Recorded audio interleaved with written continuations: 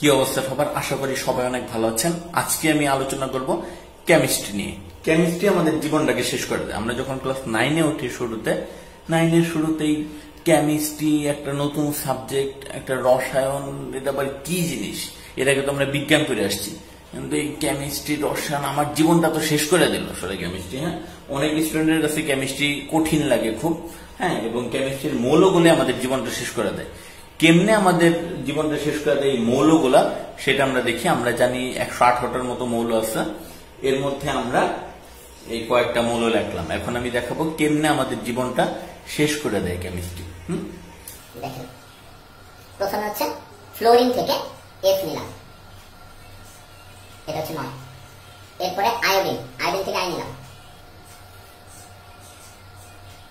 এরপরে নাইট্রোজেন থেকে এন নিলাম।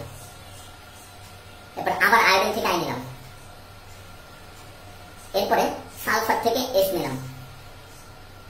এরপরে হাইড্রোজেন থেকে এইচ নিলাম। এইটুকু। এই মৌলগুলো আমাদের জীবনটাকে ফিনিশ করে দিল। FiNH ফিনিশ করে দিল না?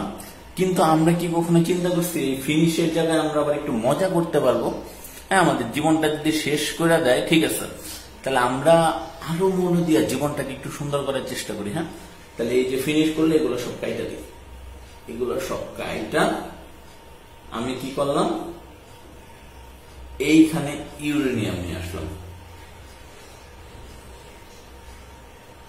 92। এই ইউরেনিয়াম নিয়ে আসলাম, তাহলে কি আমার জীবনটা সুন্দর হয়ে গেল। কেমিস্ট্রি আমাদেরকে মজা দিল, মজা লাগলো।